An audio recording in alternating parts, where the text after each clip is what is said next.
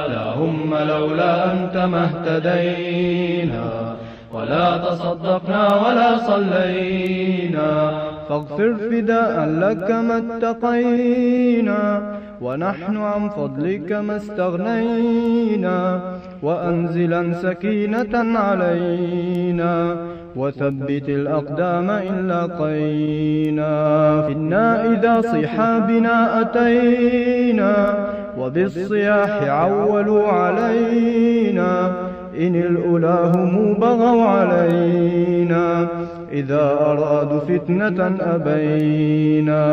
هم لولا أنت ما اهتدينا ولا تصدقنا ولا صلينا.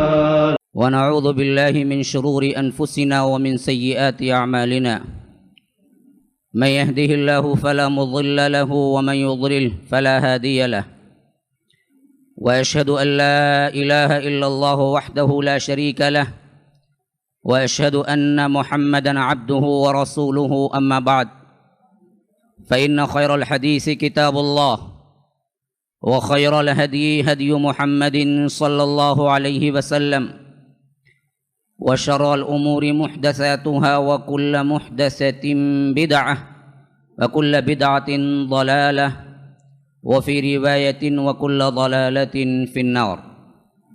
فأعوذ بالله من الشيطان الرجيم. بسم الله الرحمن الرحيم. يا أيها الذين آمنوا اتقوا الله ولتنظر نفس ما قدمت لغد واتقوا الله. اللهم أرنا الحق حقا وارزقنا اتباعه، وأرنا الباطل باطلا وارزقنا اجتنابه. اللهم علمنا ما ينفعنا وانفعنا بما علمتنا وارزقنا علما. رب اشرح لي صدري ويسر لي أمري واحلل عقدة من لساني يفقه قولي.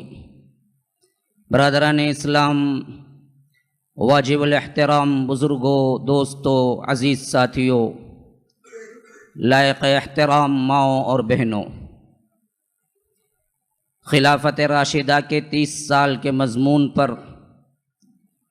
آج جس سال کی تاریخ آپ کے سامنے پیش خدمت ہے، وہ خلافت راشدہ کا 27واں سال اور ہجرت کے لحاظ سے اس پر 7واں سال آپ کے سامنے پیش خدمت ہے۔ اس سال کے اہم واقعات میں بڑے ہی درد مندی کے ساتھ بیان کرنا چاہیے کہ یہی چیز ہے کہ مسلمان آپس میں لڑ بیٹھے۔ یہ کوئی نہ ہمارے لیے خوشی کی بات ہے، نہ اس وقت ہی وہ کوئی خوشی کی بات تھی، لیکن تاریخ میں ہوا، اور جو ہوا اس پر مسلمانوں کی طرف سے بھی غیر مسلموں کی طرف سے بھی اتنے الزامات کی بوچھاڑ ہوئی کہ آج 1400 سال کی تاریخ میں ہمیں صحیح کیا ہے غلط کیا ہے فرق کرنا مشکل ہو گیا۔ لیکن صرف اتنا ہی نہیں ہوا، بلکہ اس کے بجائے جو لوگ دین اسلام سے شروع سے مخالفت کرتے تھے اور اس اللہ کے دین کو شروع سے اپنے اپنے کاموں سے، اپنی چال بازیوں سے ختم کرنا چاہتے تھے، جیسا کہ اللہ تبارک و تعالی نے ان کے بارے میں ہمیں 2-3 مرتبہ قرآن میں تنبیہ کی کہ یریدون لیطفئوا نور اللہ بافواہہم، یریدون ان یطفئوا نور اللہ بافواہہم۔ یہ لوگ اللہ تبارک و تعالی کے دین کو چاہتے ہیں کہ اپنی منہوں کے پھونکوں سے بجھا دیں، شمع رسالت کو، شمع دین کو، اسلام کی روشنی کو ان لوگوں کی کوشش یہ ہے کہ کسی طرح بجھا دیں۔ وَيَأْبَى اللَّهُ إِلَّا أَن يُتِمَّ نُورَهُ وَلَوْ كَرِهَ الْكَافِرُونَ۔ لیکن اللہ تبارک و تعالی انکار کرتا ہے، اللہ تبارک و تعالی یہ ڈیسائیڈ کر چکا ہے، اللہ تبارک و تعالی یہ اعلان کرتا ہے کہ ان لوگوں کو کتنا ہی ناگوار کیوں نہ ہو، یہ اسلام ساری دنیا میں پھیل کر رہے گا۔ تو اللہ تبارک و تعالی نے بتا دیا کہ جس روز محمد الرسول اللہ صلی اللہ علیہ وسلم نے دعوت کا اعلان کیا، اسی روز سے دشمنان اسلام نے اس دعوت کو کچلنے کے لیے ایڑی چوٹی کا زور لگایا، اور وہ زور لگایا جو کہ کسی اور مذہب اور کسی ایک تہذیب کو ختم کرنے کے لیے اس طرح کی کوششیں نہیں ہوئی، اور اس دور میں جو شروع ہوئی وہ آج تک چلی آ رہی ہے۔ تو آج وہ واقعات آپ کے سامنے لاتے ہوئے ایک طرح سے دل کے اندر غمگینی کی کیفیت ہے، لیکن میں اس سے پہلے کہ 27ویں خلافت راشدہ کے سال میں کیا ہوا میں آپ کو بتلا دوں۔ اس وقت کے خلفائے راشدین میں سے اس خلیفے کے نام جنہوں نے اصحاب رسول اللہ صلی اللہ علیہ وسلم میں ممتاز مقام پایا، ان کو بھی بعض واقعات کے ذریعے روشناس کرا دوں کہ وہ تھے کون، تاکہ آگے آنے والی باتوں سے کسی کے دل میں ان کے بارے میں کوئی کینہ کپٹ نہ رہ جائے۔ کیوں؟ اگر ہو تو یاد رکھیے پھر اس کے اسلام اور ایمان میں خلل واقع ہوگا۔ یہ جو بچہ خلافت راشدہ میں تو بہترین طور پر نظم و نسق، شجاعت، بہادری، حیدر، شیر کے نام سے موسوم ہوتا تھا، لیکن اللہ کے رسول صلی اللہ علیہ وسلم کی سیرت مبارکہ میں ہم مطالعہ کرتے ہیں تو دیکھتے ہیں کہ جب اللہ کے رسول صلی اللہ علیہ وسلم کی عمر 30 سال کی تھی، بنو ہاشم کے اندر یہ بچہ پیدا ہوا۔ جب عمر مبارک اللہ کے رسول صلی اللہ علیہ وسلم کی 30 سال تھی، اللہ کے رسول صلی اللہ علیہ وسلم کے ابا عبداللہ، اللہ کے رسول صلی اللہ علیہ وسلم کے پیدا ہونے سے پہلے ہی انتقال ہو چکا تھا۔ اللہ کے رسول صلی اللہ علیہ وسلم یتیمی میں پیدا ہوئے، تو ان کے ایک ہی سگے بھائی تھے عبد المطلب سے۔ آپ کو معلوم ہونا چاہیے عبد المطلب اللہ کے رسول صلی اللہ علیہ وسلم کے دادا ہیں، اور ابو طالب اللہ کے رسول صلی اللہ علیہ وسلم کے چچا ہیں، اور بھی ہیں چچا، حضرت حمزہ بھی چچا ہیں، حضرت عباس بھی چچا ہیں، حضرت حارث بھی چچا ہیں۔ تو اللہ کے رسول صلی اللہ علیہ وسلم کے ابا کے تقریباً اور بھی 9 بھائی تھے، کیونکہ عبد المطلب کے پورے 10 بیٹے تھے، جن میں سے ایک عبداللہ تھے جن سے اللہ کے رسول صلی اللہ علیہ وسلم پیدا ہوئے۔ لیکن ان میں حضرت حمزہ میں، حضرت عباس میں ایک فرق موجود تھا۔ وہ فرق تھا کہ اللہ کے رسول صلی اللہ علیہ وسلم کے ابا کے سگے بھائی ایک ہی ماں باپ سے ابو طالب تھے، اور بقیہ حمزہ دوسری ماؤں سے تھے، عبد المطلب کی دوسری بیویوں سے تھے۔ حضرت عباس بھی چچا تھے لیکن دوسری بیویوں سے تھے، باپ ایک تھا، مائیں مختلف تھی۔ ایک ہی ماں سے 2 بچے پیدا ہوئے، جن میں ایک اللہ کے رسول صلی اللہ علیہ وسلم کے ابا تھے اور ایک ابو طالب تھے۔ جب اللہ کے رسول صلی اللہ علیہ وسلم کی 25 سال کی عمر میں شادی ہو گئی، خدیجہ الکبریٰ گھر میں آ گئی، اللہ تبارک و تعالی نے سکون دیا تھا، اور اللہ کے رسول صلی اللہ علیہ وسلم کو اولاد بھی انہی سے ہوئی۔ اپنے بچوں کو جب پالتے تھے تو ابو طالب کے اس زمانے میں غربت ہوا کرتی تھی۔ اللہ کے رسول صلی اللہ علیہ وسلم کو معلوم تھا کہ ابو طالب بھی کثیر العیال ہیں، یعنی ان کے بھی زیادہ اولاد ہے، بچے ہیں، لیکن وہ قسم پرسی میں زندگی گزار رہے تھے، اپنے باپ کے سگے بھائی ہیں، چچا ہیں۔ تو اس حیثیت سے انہوں نے چاہا کہ میرے زندگی میں جب بچپن میں تھا میرے چچا نے میری پرورش کی، میں کیوں نہ سپورٹ کروں، جبکہ آج اللہ نے مجھے دے رکھا ہے۔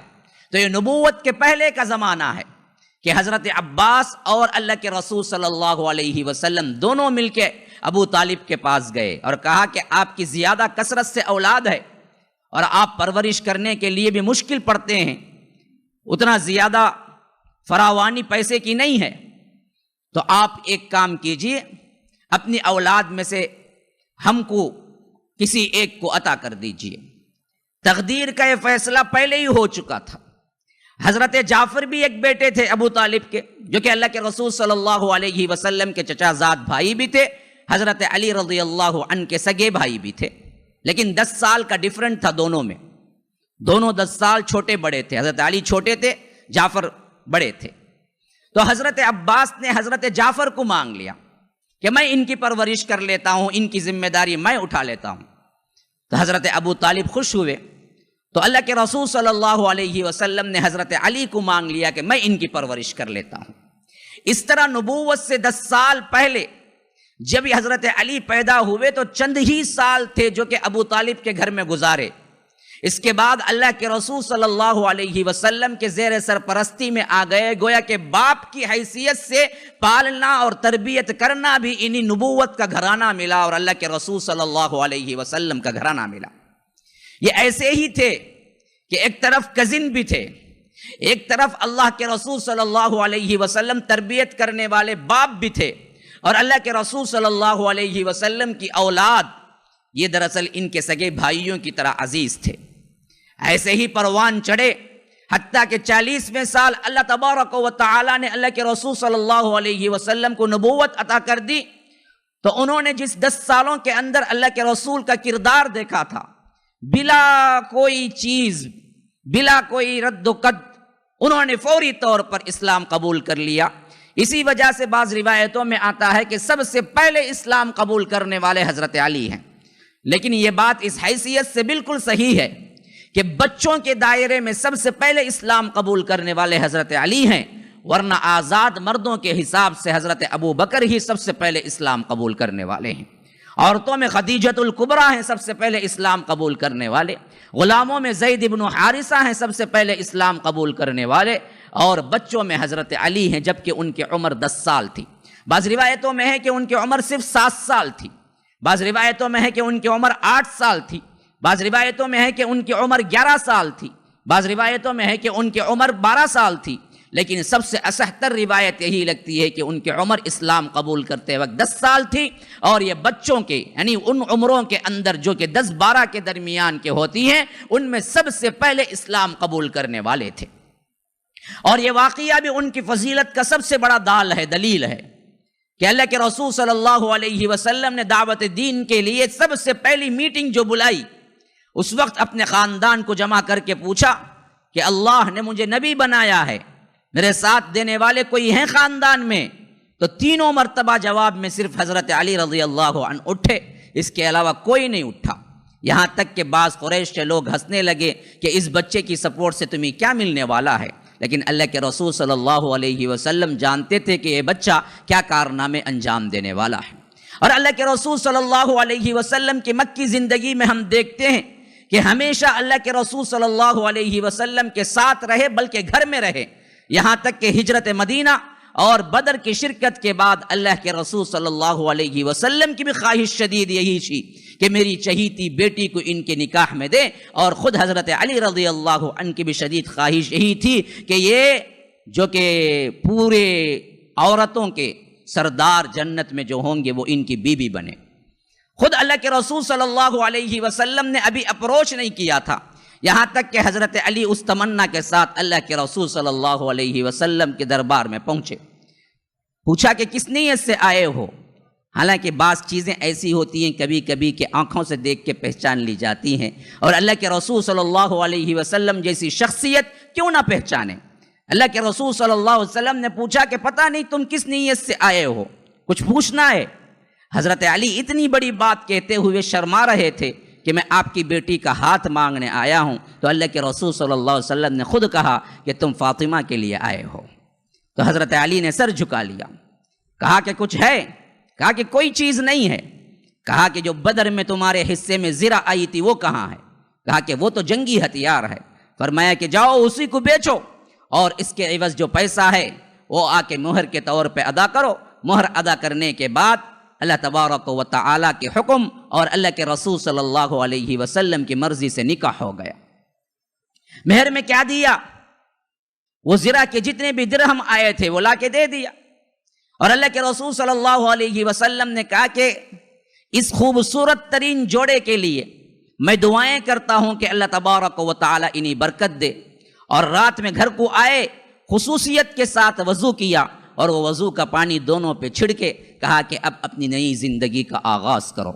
پھر یہ واقعہ بھی بہت ہی قابل ذکر ہے کہ اللہ کے رسول صلی اللہ علیہ وسلم نے حضرت علی کے لیے بعض چیزیں ایسی مخصوص کی تھی جو کسی اور کے لیے استعمال نہیں کی. اس معاملے میں یہ تنہا نظر آتے ہیں.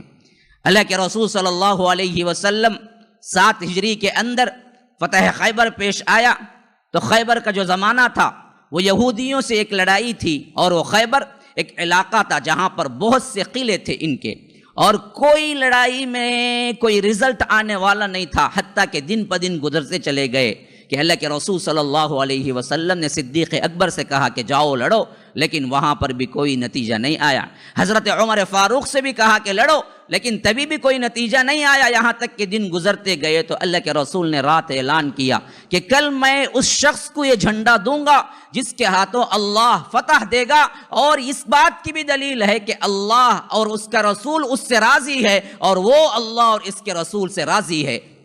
حضرت عمر کہتے ہیں کہ کبھی زندگی کے اندر مجھے امارت کی تمنا نہیں ہوئی، لیکن اس رات میں بھی بے چینی سے کروٹیں بدلتے رہا کہ اللہ کے رسول صلی اللہ علیہ وسلم نے مجھے گارنٹی دی ہے کہ اس شخص کو میں جھنڈا دوں گا جس کو اللہ اور اس کے رسول پسند کرتے ہیں، اور وہ اللہ اور اس کے رسول کو پسند کرتا ہے. تو کاش کہ میں بن جاؤں اس ٹائٹل کا، اس انعام کا، اس عنوان کا حقدار.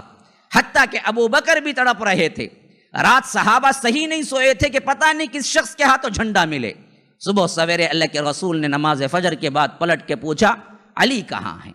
کہا کہ ان کو تو آنکھیں آئی ہوئی ہیں، وہ حاضر نہ ہو سکے، انہیں آنکھوں کا درد ہے جسے ہم میڈراسائی کہتے ہیں. اللہ کے رسول صلی اللہ علیہ وسلم نے کہا کہ ان کو بلا لاؤ. جب حضرت علی آئے تو اپنا لعاب، اپنا تھوک ان کے آنکھوں میں ڈالا، جس سے حضرت علی کہتے ہیں کہ پھر کبھی مجھے آنکھوں کا درد کبھی نہیں ہوا. لوگ کہتے ہیں کہ ہم تبرک کے قائل نہیں ہیں، اللہ کی قسم ہم تبرک کے قائل ہیں، ہم تبرک کے قائل ہیں. صرف ہمیں کیا ہے، ان کا تبرک نہیں ہے. اگر اللہ کے رسول صلی اللہ علیہ وسلم کا تبرک ہے تو واقعتاً وہ بہت بڑا اعزاز ہے ہمارے واسطے. اس کو پیار کر سکتے ہیں، اس کو لگا سکتے ہیں، لیکن پہلے تحقیق تو ہو جائے کہ یہ اللہ کے رسول صلی اللہ علیہ وسلم ہی کا ہے.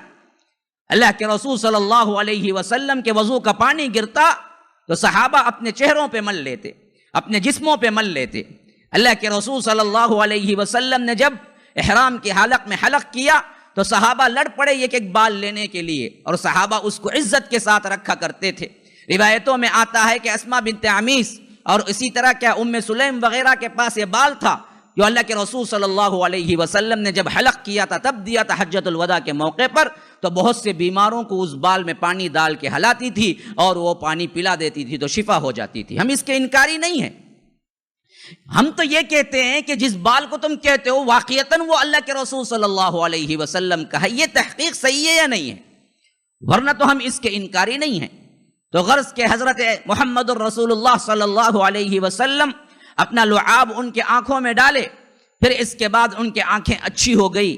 اپنے ہاتھ سے امامہ باندھا اور اپنے ہاتھ سے تلوار دی اور کہا کہ علی جاؤ، تم ہی وہ شخص ہو جس سے امید ہے کہ اللہ تبارک و تعالی ہمیں فتح دے گا، اور یہ ٹائٹل، یہ عنوان بھی تمہارے لیے مخصوص ہے کہ تم سے اللہ اور اس کا رسول محبت کرتا ہے، تم اللہ اور اس کے رسول سے محبت کرتے ہو. پھر واقعتاً جیسے اللہ کے رسول صلی اللہ علیہ وسلم نے فرمایا خیبر بہت جلدی فتح ہو گیا. مرحب جو سب سے بڑا یہودی تھا، جسے 1000 انسان کے برابر، 1000 جنگجوؤں کے برابر مانا جاتا تھا، حضرت علی نے ایک ہی وار سے اسے چت لٹا دیا، قتل کر دیا. یہ بہادری بھی انہی کے حصے میں آئی. پھر اس کے بعد غزوہ تبوک 9 ہجری کا زمانہ ہے جہاں پر ایک اور فضیلت انہیں معلوم ہوئی. اللہ کے رسول صلی اللہ علیہ وسلم مدینہ چھوڑ کے تبوک کے لیے نکلے تو حضرت علی کو کہا کہ میرے نائب اور امیر بن کے مدینے میں رہو، میں تبوک کے لیے نکلتا ہوں. تھوڑی دور نہیں پہنچے تھے کہ حضرت علی دوڑتے ہوئے آئے، کہے کہ لوگ کہتے ہیں کہ تم عورتوں اور بچوں پر امیر بنا گئے، شاید تم بہادر نہیں ہو، اسی وجہ سے تمہیں عورتوں اور بچوں پر اللہ کے رسول نے امیر بنا دیا. تو وہ آ کے التجا کرنے لگے کہ اللہ کے رسول صلی اللہ علیہ وسلم، لوگ مجھے تانا دیتے ہیں اور مجھے جنگ سے پیچھے رہ جانے والا کہتے ہیں، آپ اجازت دیجئے کسی اور کو امیر بنا دیجئے، میں آپ کے ساتھ چلنا چاہتا ہوں. تو اللہ کے رسول صلی اللہ علیہ وسلم نے پیار سے فرمایا کیا تمہیں وہ فضیلت معلوم نہیں ہے؟ جیسے موسیٰ کے لیے ہارون تھے ویسے ہی تم میرے لیے ہو. لیکن میرے بعد کوئی نبی نہیں ہے۔ یہ بھی ساتھ میں کہہ دیا کہ کوئی غلط مطلب نہ نکال لے، موسیٰ کے لیے ہارون تھے تو ہارون بھی نبی تھے، تو اس حدیث سے کوئی غلط مطلب نہ نکال لے۔ تو اللہ کے رسول صلی اللہ علیہ وسلم نے فرمایا فضیلت کے اعتبار سے تو تم کیا ہو، میرے لیے ہارون ہی کی طرح ہو، لیکن ہارون نبی تھے، تم نبی نہیں ہو، مجھ پر نبوت ختم ہو گئی ہے، لا نبی بعدی۔ تو اس فضیلت کے بعد اللہ کے رسول صلی اللہ علیہ وسلم کے حکم پر واپس پلٹ گئے مدینہ۔ ایسی بہت سی خصوصیات ہیں جس میں اللہ کے رسول صلی اللہ علیہ وسلم نے حضرت علی کو ممتاز کیا اور حضرت علی کے لیے خصوصی بشارتیں دی، اور جنت کا اللہ کے رسول صلی اللہ علیہ وسلم نے وعدہ کیا، یہاں تک کہ حسنین کریمین پیدا ہو گئے تو انہیں اپنے بیٹے کہا، کبھی اس میں کوئی تفریق نہیں کی۔ ہاں کہ اللہ کے رسول صلی اللہ علیہ وسلم کے نواسے تھے، لیکن اللہ کے رسول کہتے تھے کہ بیٹا ہے، بیٹا ہے، میرا بیٹا ہے۔ حسنین کریمین جب آتے تو جھک کے اٹھا لیتے تھے، اتنا پیار کرتے تھے ان بیٹوں سے کہ کبھی کبھی کیا ان کے لیے سواری بن جاتے تھے۔ جیسے کیا بچے کھیلتے ہیں نا، جس طرح 4 پاؤں بنا کے سواری پہ، اسی طرح اللہ کے رسول اپنے پیٹھ پہ بٹھا لیتے اور ہاتھ زمین پہ رکھ لیتے، گھٹنوں کے بل چلتے، کہتے کہ یہ میں سواری ہوں، مجھ پہ سوار ہو جاؤ۔ کبھی کبھی کھندے پہ بٹھا کے نکل جاتے، صحابہ کہتے کہ کس پہ سوار ہوئے ہو؟ اللہ کے رسول صلی اللہ علیہ وسلم پہ سوار ہوئے ہو، کیا ہی خوش نصیب ہو تم۔ تو اللہ کے رسول کہتے کہ سوار ہونے والے شہزادے کو بھی دیکھو کس نے سوار ہوا ہے، یہ حسنین ہے، یہ حسن ہے، یہ حسین ہے۔ ہمیشہ دعا کرتے اپنے ران پہ بٹھا کے، اے اللہ میں ان دونوں سے محبت رکھتا ہوں، ان سے جو بھی محبت رکھے اس سے تو بھی محبت رکھ، ان سے جو بھی نفرت کرے اس سے تو بھی نفرت کر۔ اللہ کے رسول صلی اللہ علیہ وسلم ان دونوں کو بہت چاہا، اور ان کے معاملات کو اللہ کے رسول صلی اللہ علیہ وسلم نے بہت اچھا رکھا، یہاں تک کہ چھوٹے موٹے باتوں میں بھی اللہ کے رسول صلی اللہ علیہ وسلم حضرت فاطمہ اور حضرت علی کا خیال رکھتے تھے، یہاں تک کہ اللہ کے رسول صلی اللہ علیہ وسلم وفات پائے۔ اس وقت تجہیز و تکفین کے جتنے معاملات تھے حضرت علی اور حضرت عباس اور قریبی رشتہ داروں نے انجام دیے، یہاں تک کہ خلافت ابو بکر اور ابی بکر رضی اللہ عنہ خلافت پر متمکن ہو گئے۔ اس معاملے میں جتنی روایتیں ہیں کہ وہ ناراض ہوئے، جتنی روایتیں ہیں کہ انہوں نے خلافت کی خواہش کی، جتنی روایتیں ہیں کہ جس میں ان کی صحابہ کی اور اس میں خاص کر حضرت علی کا نقص پایا جاتا ہے، اللہ کی قسم یاد رکھیے اس میں سے کوئی روایت صحیح نہیں ہے، یا تو خارجیوں نے گھڑا یا تو شیعوں نے گھڑا، یا تو محبت میں غلو کیا شیعوں نے، یا تو خارجیوں نے اللہ کے رسول صلی اللہ علیہ وسلم کے اس صحابی سے حسد کرتے ہوئے ان پہ الزام دھرا کہ یہ ہمیشہ دراصل کیا ہے، خلافت کے خواہاں رہے، یہ ہمیشہ امارت کے پیچھے بھاگتے رہے، یہ فلاں کیا، ابو بکر سے ناراض ہو گئے، بیعت نہیں کی۔ بالکل جھوٹ باتیں ہیں۔ صرف اتنی تاخیر ہوئی کہ اللہ کے رسول صلی اللہ علیہ وسلم کی تجہیز و تکفین کے لیے 1-2 دن کی تاخیر ہو گئی۔ جیسے ہی ابو بکر صدیق خلافت عام کیے، سب لوگ اس وقت کیا ہے بیعت کیے، حضرت علی نے بھی آ کے بیعت کر لی۔ پھر اس کے بعد پورے حضرت ابو بکر کی خلافت میں مشیر کا کام انجام دیا، خاص سیکریٹری کے طور پر صدیق اکبر کے ساتھ رہے، یہاں تک کہ صدیق اکبر کی وفات ہو گئی۔ حضرت فاروق خود انہوں نے چن کے دیا تھا، اس معاملے میں کوئی جھگڑا نہیں ہوا۔ حضرت ابو بکر صدیق وفات پائے، اسی دن کے شام کو حضرت عمر ابن الخطاب خلیفہ بن گئے۔ ان کے خلیفے بننے کے بعد بھی حضرت علی رضی اللہ عنہ خاص الخاص مقرب مشیروں میں سے تھے، حتیٰ کہ کیا ہے خاص مشاورتی کمیٹی کے اندر حضرت علی کا نہ ہونا کبھی کبھی حضرت عمر کو بڑا شاق گزرتا تھا، اور پناہ مانگتا کرتے تھے کہ اے اللہ میں ایسی میٹنگ سے پناہ مانگتا ہوں جس میں علی نہ ہو، علی ہو تو میں بات کرتا ہوں، تاکہ ان کے جیسی فہم و فراست کسی اور کو نہیں ہے۔ حتیٰ کہ یہاں تک کہ وہ راضی برضا رہے، 10 سال کی حکومت وہ بھی اللہ تبارک و تعالیٰ کے ہاں پہنچے تو انہوں نے سپرد کر دیا کہ میرے بعد 6 آدمیوں کے اندر خلافت رہے گی، جس کو چاہیں گے لوگ منتخب کر لیں ان 6 میں سے۔ پھر اللہ کا کرنا یہ ہوا کہ عبد الرحمن بن عوف کی سرگردگی میں 6 نے اپنے آپ کا اختیار دے دیا، اور عبد الرحمن بن عوف نے حضرت عثمان کو خلیفہ بنا دیا، جبکہ صرف پوری امت 2 ہی ناموں پر متفق ہو سکتی تھی، ایک حضرت علی رضی اللہ عنہ، ایک عثمان رضی اللہ عنہ، اور جب زیادہ لوگوں کا پلہ دیکھا بھاری تو انہوں نے حضرت عثمان کو خلیفہ بنا دیا۔ پھر اس کے بعد تقریباً 12 سال کی حکومت جس میں یہ رہے، ایسے معلوم ہوتا ہے کہ ہمیشہ اس میں بھی خاص الخاص مشورہ کمیٹی، شورا کمیٹی کے اندر رہے۔ حضرت عثمان کا ہمیشہ بھلائی ہی چاہا، اور اس سلسلے میں جو بھی ان کے ساتھ ضروری چیزیں تھیں انہوں نے طے کی، لیکن آخری 6 سالوں کے اندر فسادات کا رونما ہونا اور خود خاص صحابہ کے اندر کچھ اختلافات کا ہو جانا، اور حضرت علی بار بار حضرت عثمان کو تاکید کرنا اور مشورہ دینا کہ آپ یہ کام چھوڑیے، یہ کام کیجئے، یہ کام چھوڑیے، یہ کام کیجئے۔ اس حیثیت سے بعض چیزیں وہ تھی جو کہ باتیں ہوئی، ورنہ تو کوئی اختلاف حضرت عثمان کی شہادت تک بھی نہیں تھا، یہاں تک کہ مظلومانہ حضرت عثمان شہید ہو گئے۔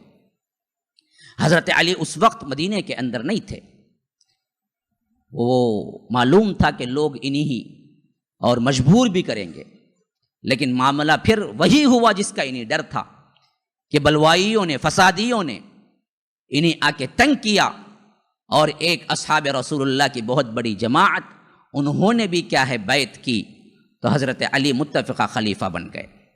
لیکن جب خلیفہ بنے تو سب سے پہلا مسئلہ اس وقت پیش آیا جب حضرت علی نے چاہا کہ جتنے حضرت عثمان کے گورنر ہیں ان سب کو نکالیں اور اپنے طرف سے جو صحیح مناسب سمجھتے ہیں ان گورنروں کو وہاں پر بٹھائیں، تو سب سے پہلا اختلاف رونما ہوا حضرت معاویہ کی طرف سے کہ انہوں نے کہا کہ میں ابھی آپ کو نہیں مانوں گا جب تک کہ آپ حضرت عثمان کا خون کا بدلہ نہ لیں گے۔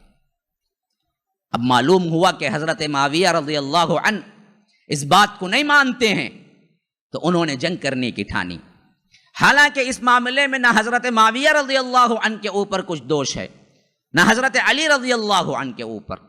اس زمانے میں سب سے زیادہ بلوائیوں کا ہاتھ تھا، ان فسادیوں کا ہاتھ تھا جنہوں نے ان دونوں کو لڑانا چاہا۔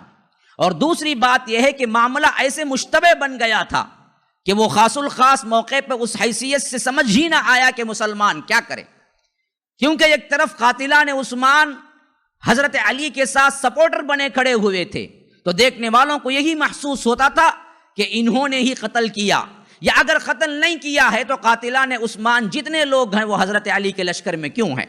حضرت معاویہ صاف بات کرنے پر جب آئے تو انہوں نے بھی یہی کہا کہ آپ اگر قتل کرنے والے نہیں حضرت عثمان سے، اور ہمیں بھی معلوم ہے آپ نہیں قتل کیا، لیکن قتل کرنے والے جتنے بھی ہیں وہ سب کے سب آپ کے لشکر میں کیوں دندناتے پھرتے ہیں، ان سب کو میرے حوالے کرو، ہم قصاص لیں گے، یا تو آپ قصاص قائم کرو۔ لیکن حضرت علی کی پوزیشن بالکل مختلف تھی، کیونکہ اس وقت ان لوگوں کی سپورٹ اتنی ضروری تھی کہ خاص صحابہ حضرت علی کی سپورٹ سے ہاتھ اٹھا لیا تھا، تو وہ سمجھتے تھے کہ اگر میں اس وقت ان کو ہٹاؤں تو یہ لوگ یا تو فساد مچائیں گے یا تو ہم ہی قتل کر دیں گے۔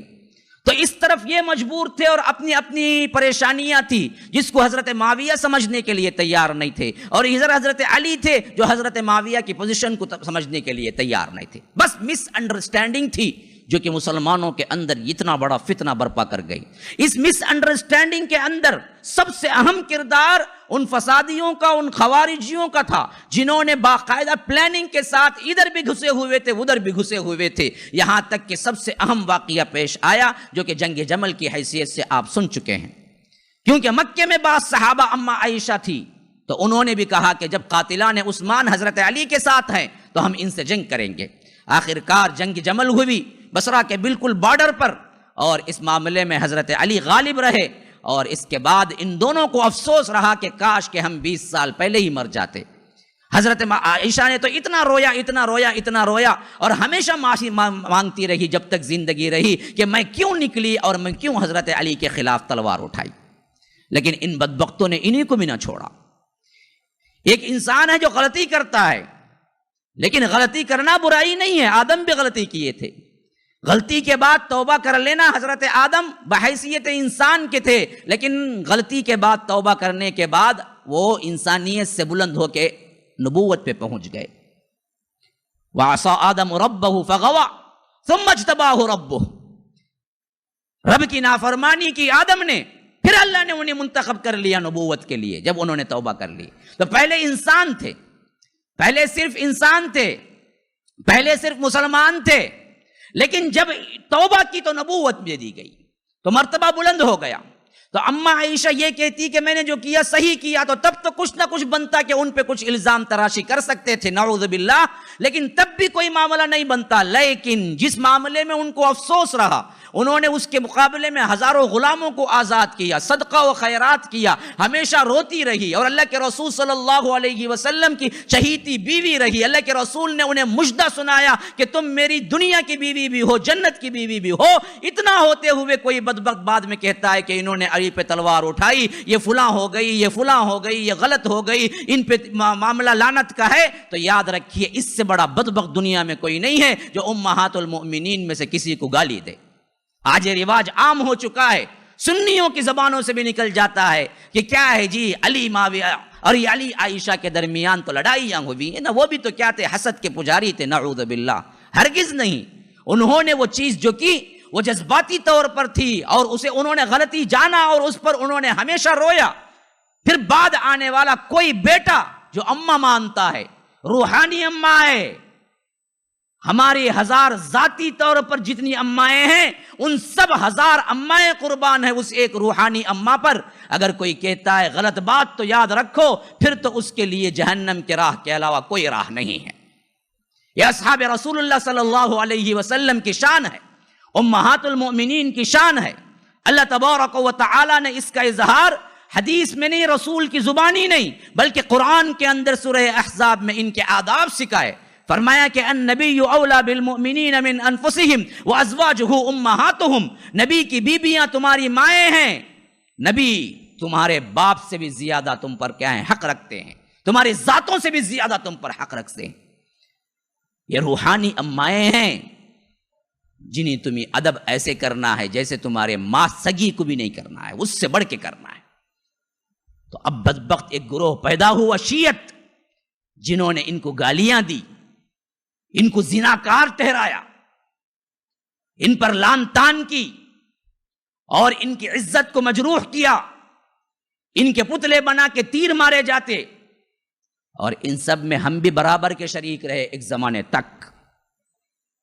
آج سنیوں میں کیا ہے، ایک تفریق تو ہے کم از کم۔ ہندوستان میں ایسے زمانے گزر چکے ہیں جہاں پر شیعوں کا راج تھا اور سنیوں کا کچھ نہیں بنتا تھا، اور محرم کے 10 دن سرکاری چھٹی ہوا کرتے تھے اور اس میں تعزیہ چلتا تھا۔ 10 دن اللہ کے رسول کے صحابہ پہ گالیاں ہوتی تھی۔ جاؤ نقشے دیکھنا ہے تو جاؤ جا کے حیدرآباد میں دیکھو، آج بھی وہ پائے جاتے ہیں۔ جاؤ یو پی سائڈ چلے جاؤ، آج بھی وہ ڈنکے کی چوٹ پہ 10 دن کیا ہے ماتم کرتے ہیں۔ ماتم کا نام کیا ہے؟ ماتم کا تو مطلب یہ نہیں ہے کہ روتے ہیں، ماتم یہ نہیں کرتے، وہ ماتم کرتے ہیں تو اماں عائشہ پہ گالیاں دیتے ہیں، ماتم کرتے ہیں تو کیا ہے، حضرت معاویہ پہ گالیاں دیتے ہیں۔ ماتم کرنے کا نام ان کا کیا ہے، اصحاب رسول اللہ صلی اللہ علیہ وسلم کو گالیاں دیتے ہیں، ان کے پتلے بنا کے کیا ہے تیر پھینکتے ہیں۔ یہ چیزیں ہیں جو ماتم ہیں، اور اس حیثیت سے ہم سنی بھی کیا کرتے ہیں، 10 محرم کو تعزیہ دیکھنے کے لیے جاتے ہیں۔ صحابہ کو گالی دینے والا گروہ ہم سپورٹ کرنے کے لیے جا کے تیار ہو کے کھڑتے ہیں۔ ہم زیادہ دیکھتے ہیں تو ان کو اور زیادہ جوش آتا ہے۔ یہ ہم نے اپنے آپ سے کیا ہے۔ اللہ کی قسم یاد رکھو، لڑائی ہوئی لیکن یہ اجتہادی غلطی تھی، دونوں کو اللہ معاف کرنے والا تھا۔ اور اسی طرح یہ بھی سن لو، حضرت معاویہ رضی اللہ عنہ حضرت علی کے خلاف جنگ کیے، واقعتاً بالکل صحیح بات ہے، لیکن اس سے ان کی فضیلت پہ کوئی فرق نہیں پڑتا۔ دونوں مجتہد تھے، مجتہد مختی ہو تبھی بھی اس کو ایک ثواب ملتا ہے۔ حضرت معاویہ کی بڑی فضیلتیں ہیں، اتنے قریب تھے حضرت معاویہ رضی اللہ عنہ، اللہ کے رسول نے انہیں کاتب وحی قرار دیا۔ کاتب وحی وہی ہوتا تھا جو بالکل قریب پاس مخصوص ہوتا تھا، اللہ کے رسول صلی اللہ علیہ وسلم اسی کو کاتب وحی بناتے تھے۔ وحی جب بھی اترتی اللہ کے رسول ان کاتبین وحی کو بلاتے تھے اور ان سے کہتے تھے کہ فلاں فلاں وحی اتری ہے، لکھ لو۔ اللہ کے رسول صلی اللہ علیہ وسلم کے دور میں حضرت معاویہ لکھنا پڑھنا جانتے تھے، اور اللہ کے رسول صلی اللہ علیہ وسلم نے حضرت معاویہ کو کاتب وحی بنایا تھا۔ دوسری حدیث میں فرمایا کہ قسطنطنیہ پہ سب سے پہلا حملہ کرنے والا جنتی ہے، اور ہمیں روایتوں میں ثابت ملتا ہے کہ اس وقت سب سے پہلا حملہ کرنے والے حضرت معاویہ تھے، اس حیثیت سے بھی وہ جنتی ہیں۔ تو ان کی خطاؤں کو اجاگر کرنا، لوگوں میں ان کے خلاف لوگوں کے کیا ہے احساسات کو برہنختہ کرنا، اور اس کے ساتھ ساتھ ان پہ الزام لگانا کہ انہیں کیا ہے چاہ دنیا تھی، طلب تھی عمارت کی، حضرت علی سے جنگ کر کے غلطی کی، فلاں کی، یہ سب چیزیں دراصل ہماری زبانی صحیح نہیں ہے، ہمارے ایمان کے لیے بڑے خطرے کی بات ہے۔ یہ فضیلتیں سن لینے کے بعد آئیے میں آپ کو بتلاتا ہوں کہ ہوا کیا تھا۔ 27ویں ہجری جبکہ اماں عائشہ کے ساتھ بالکل قریب میں بصرہ کے جنگ ہو کے جب یہ واپس پلٹی تو حضرت علی کرم اللہ وجہ آگے اندر بڑھے۔ حضرت علی جب اندر داخل ہوئے بصرہ میں، سب سے پہلے انتظام کیا ان لوگوں کا جن کا جنگوں کے اندر قتال ہو چکا تھا، ان گھرانوں کو، ان یتیموں کو، ان لوگوں کو جن کا کوئی پرسان حال نہیں تھا۔ حضرت علی نے کیا ہے، بیت المال سے رقم عطا کی، پھر سب کے لیے دی، اور اس کے ساتھ ساتھ لوگوں کو کیا ہے جمع کر کے کتاب و سنت پر اور اپنے آپ کو سدھارنے پر، اپنی غلطیوں کو سدھارنے پر خطبے دیے۔ اب اسی وقت میں پھر وہ جو میں ہمیشہ پوائنٹ آؤٹ کرتا ہوں، یہ دونوں لڑے بھی ہوں لیکن صحابی تھے، پاک دل تھے۔ وہ بدبخت اصل میں تھے لڑانے والے جن کا کوئی احساس اس وقت کے مسلمانوں کو نہیں تھا، جو یہودی تھے، مسلمانوں کا لبادہ اوڑھ کے آئے تھے۔ آج بھی پتہ نہیں کتنے فرقوں کے اندر یہودی ہوں گے، آج بھی پتہ نہیں مسلمانوں کو لڑانے میں کتنے یہودیوں کا ہاتھ رہا ہے نہیں، رہ رہا ہے، ہمیں پتہ نہیں۔ ہم اوپری دیکھتے ہیں کہ فلاں ٹوپی والا ہے، فلاں کلر کا ہے، نہیں، اندر لڑانے والا اصل یہودی ہے۔ کتنے ایسے واقعات ہیں جو ہم پڑھتے ہیں کہ جن کی باقاعدہ ٹریننگ یہودی اسلام کے بارے میں دیتے ہیں۔ ایک میں نے واقعہ پڑھا، اس وقت اسرائیل جب قائم ہوا تھا، اس کے اندر خاص الخاص ایک مرتبہ ایک بہت بڑی شخصیت کو لے جایا گیا، اور وہاں پر دیکھا تو بالکل مدرسے کا سا ماحول ہے۔ ہر آدمی کیا ہے عمامہ باندھے ہوئے، کوئی قرآن کی تفسیر پڑھ رہا ہے، کوئی کیا ہے قرآن کی تاریخ پڑھ رہا ہے، کوئی کیا ہے لغہ کے اوپر تجربہ کر رہا ہے، کوئی فقہ پڑھ رہا ہے، مختلف کیا ہے کالجز ہیں الگ الگ، جہاں پورا ماحول اسلامی نظر آتا ہے۔ یہ حیران رہ گئے کہ اسرائیل کے اندر ایسا مدرسہ، انہوں نے جو بلا کے لے گئے تھے پوچھا کہ اسرائیل کے اندر ایسا مدرسہ، کہا کہ یہ مدرسہ نہیں ہے، یہ وہ امام ہیں جن کو ہم ٹرین کر کے بعد میں بھیجتے ہیں مسلمانوں کے شہروں میں۔ یہی وہ لوگ ہوتے ہیں جو اندر جا کے بعد میں کیا ہے ہمارے احکام کے مطابق کام کرتے ہیں اور مسلمانوں کو فرقہ واریت میں بانٹتے ہیں اور توڑتے ہیں۔ اس کے لیے ہم باقاعدہ ٹریننگ یہاں دیتے ہیں، پھر اس کے بعد ہم کونے کونے تک بھیجتے ہیں، پھر اس کے بعد ہم مسلمانوں کو کیا ہے ورغلاتے ہیں اور اسی کے تحت لڑاتے لڑاتے انہیں رکھتے ہیں، کیونکہ یہ لوگ جمع ہو جائیں پھر تو ہمارے لیے جینا مشکل ہو جائے گا۔ آج بھی ہے، اس سے پہلے بھی رہا ہے اور ہمیشہ رہا ہے، ہمیشہ رہا ہے۔ سلطان صلاح الدین ایوبی کے دور میں یہ سب سے زیادہ دین کا لبادہ اوڑھ کے سلطان صلاح الدین ایوبی کے خلاف کام کرتے رہے۔ وہ واقعات تاریخ کے اندر ثبت ہیں، جب قاہرہ کے اندر، جسے آج کیا ہے قاہرہ کہتے ہیں، جو مصر کا کیپٹل ہے، قاہرہ کے اندر جب سلطان صلاح الدین ایوبی تھے اور اس وقت صلیبی جنگیں چل رہی تھی، جن کے ہاتھوں میں اللہ تبارک و تعالی نے واپس بیت المقدس دیا تھا، اس وقت کا حال ہے کہ سلطان صلاح الدین ایوبی کے بارے میں آتا ہے کہ انہیں ان کے جاسوسوں نے اطلاع دی کہ ایک مسجد کا امام ہے جو بہت اچھا عشاء کے بعد درس دیتا ہے، اور اس کا درس کا موضوع سب کا سب ہوتا کیا ہے کہ لوگوں اچھا کھاؤ پیو، اچھی زندگی گزارو، چار شادیاں کرو۔ یہ کہاں کا ہو گیا ہے کہ تم نکل گئے ہو سلطان صلاح الدین ایوبی کے ساتھ یہ کرنا ہے وہ کرنا ہے؟ اللہ تو کیا ہے امن کا مذہب ہے، اللہ تبارک و تعالیٰ تو تمہیں کیا گھر بیٹھنے کا حکم دیتا ہے، تم کیوں جہاد کے لیے نکلتے ہو؟ یہ جہاد کے لیے ایسے روکتا ہے کہ کسی مسلمان کو پتہ ہی نہیں ہوتا اور شہوت کو ابھارتا ہے۔ سلطان صلاح الدین ایوبی نے کہا کہ خطرناک لگتا ہے، پتہ نہیں مسلمان بھی ہو یا نہیں۔ اپنے جاسوسی انٹیلیجنس کے سربراہ علی بن سفیان تھے، ان کو ساتھ میں لیا۔ روایتوں میں آتا ہے کہ خود سلطان نے کیا ہے حلیہ بنایا اپنا، یعنی وہ سلطان صلاح الدین ایوبی اپنی شکل میں جب آتے تو پہچان بھی جاتا کیونکہ مشہور بھی تھے۔ انہوں نے کیا ہے ایک آنکھ پہ سبز بنڈی باندھ لی، جس طرح کیا ایک آنکھ خراب ہوتی ہے کسی کی تو سبز پٹی باندھتے ہیں نا، اسی طرح کیا ہے اپنے ایک آنکھ پہ سبز پٹی باندھ لی، کچھ اپنا حلیہ کیا ہے بگاڑ لیا، ایک سائل کا حلیہ بنا دیا اور ساتھ میں اپنے ساتھی کو لیا اور عشاء کے درس میں جا کے بیٹھ گئے۔ عشاء کا درس جب ہوا تو باقاعدہ بہت اچھی باتیں قرآن اور حدیث کی ہو رہی تھی، لیکن صاف معلوم ہو رہا تھا مسلمانوں کو جہاد سے روک رہا ہے اور شہوت بڑھا رہا ہے۔ معلوم ہو رہا تھا اس کے پاس سے کیا ہے، خطرے کی بو آ رہی تھی، اور یہ پہچان نہ سکا کہ سلطان بیٹھے ہوئے ہیں۔ جب سب لوگ چلے گئے تو سلطان کہتے ہیں کہ میں بھی اٹھا، بڑی تعریف کی، مصافحہ کیا، کہا کہ بہت اچھا درس دیتے ہیں۔ تو اس نے کہا کہ ہاں جو بھی میری خدمت ہو سکتی ہے وہ میں کر رہا ہوں۔ حالانکہ اس سے پہلے کا واقعہ یہ تھا کہ وہاں پر جو امام واقعتاً صحیح العقیدہ کام کر رہے تھے، یہ آ کر چھوڑے دن میں وہ مر گئے، اور کیسے مرے کسی کو پتہ نہیں چلا، اچانک سے مر گئے۔ معلوم ہوتا تھا کہ جو امام پہلے تھے ان کے گھر کو یہ کھانا لے جا کے دیتا تھا، نوکر بن گیا تھا، ان کا نوکر بن کے کھانا لے جاتا تھا، اور ایک دن یہ مر گئے تو کہہ دیا کہ چلو یہ امام کو دفن کر دو، آج سے میں امامت سنبھالوں گا۔ تو کھیڑے کے لوگ تھے، انہوں نے کہا بہت اچھی بات ہے، آپ کیا ہے اللہ کے فرشتے بن کے آئے ہیں، ان کو امام رکھ لیا۔ پھر اس کے بعد سلطان صلاح الدین ایوبی کو ان کے انٹیلیجنس کے بعد کوڈ الفاظ معلوم تھے جس سے وہ پرکھا کرتے تھے۔ انہوں نے کہا وہ کوڈ الفاظ استعمال کر کے کہ تم اور ہم ایک ہی ہیں، تو وہ حیران رہ گیا۔ پہلے تو کیا شک کی نگاہ سے دیکھا ادھر ادھر، اس کے بعد بولا کہ اچھا آپ ہمارے ہی آدمی ہیں؟ کہا کہ ہاں تمہارے ہی آدمی، ورنہ کوڈ کیسے معلوم ہوتا مجھے؟ تو اس نے کہا بہت مہربانی، بڑی اچھی طرح، چلیے آئیے۔ جب مسجد کے کمرے کے اندر امام صاحب کے کمرے کے اندر گئے تو اندر دیکھا کہ کیا ہے، اوپر ایک سیاہ پردہ لگا ہوا ہے جہاں پر یہ بیٹھے ہوئے ہیں۔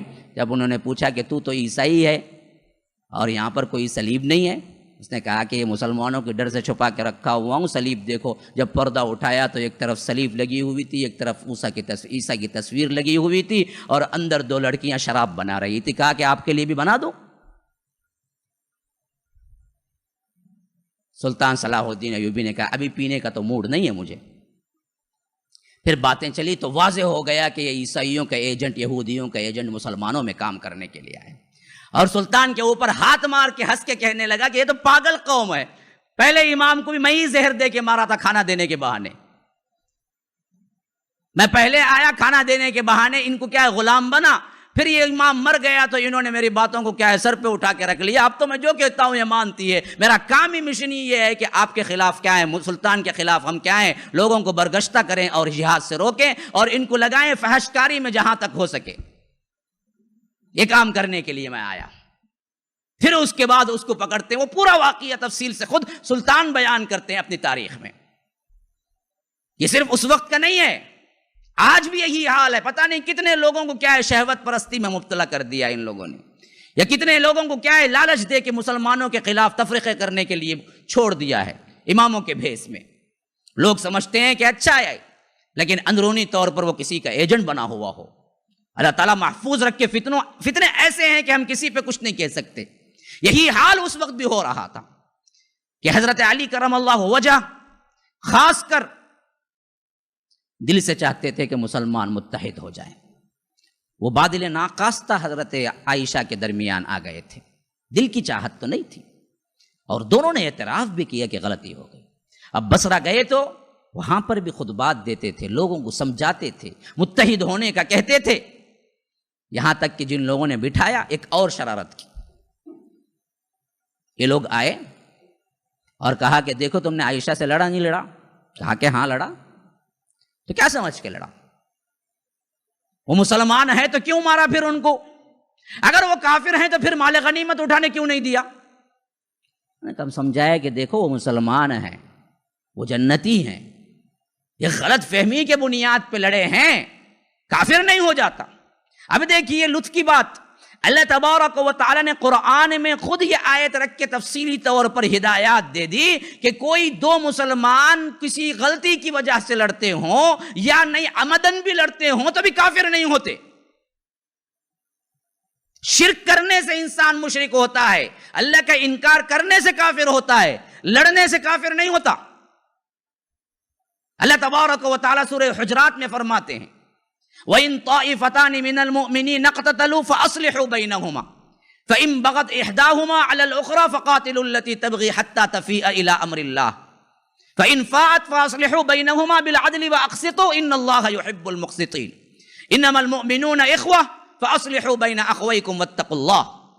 اللہ تبارک و تعالیٰ کہتے ہیں کہ وَإِن طَائِفَتَانِ مِنَ الْمُؤْمِنِينَ اقْتَتَلُوا، مومنین میں سے دو گروپ آخرکار آپس میں لڑ پڑے تو ان کی اصلاح کرو.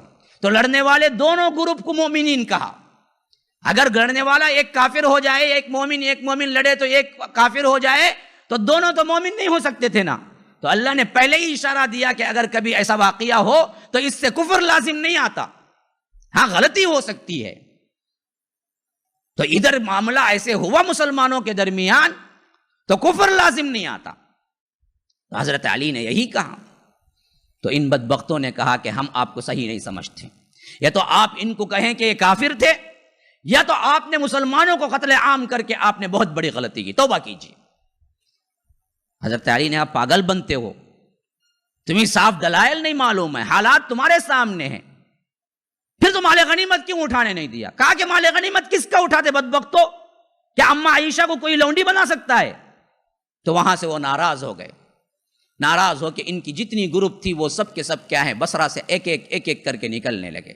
مسلمانوں میں پریشانیاں آنے لگی, لوگ کیا ہے ان کا ساتھ چھوڑنے لگے. ہر دن کوئی نہ کوئی کیا ہے حضرت علی پہ طنز کرتا, کوئی کہتا کہ یہ ڈر گئے, کوئی کہتا کہ آپ صحیح امام نہیں ہیں, کوئی کہتا کہ آپ کی بیعت ہمارے لیے جائز نہیں ہے, کوئی کہتا کہ آپ کیا ہیں کتاب اللہ کے خلاف کیے, کوئی کہتا کہ آپ کیا ہیں صحیح طور پر تجزیہ نہیں کیے.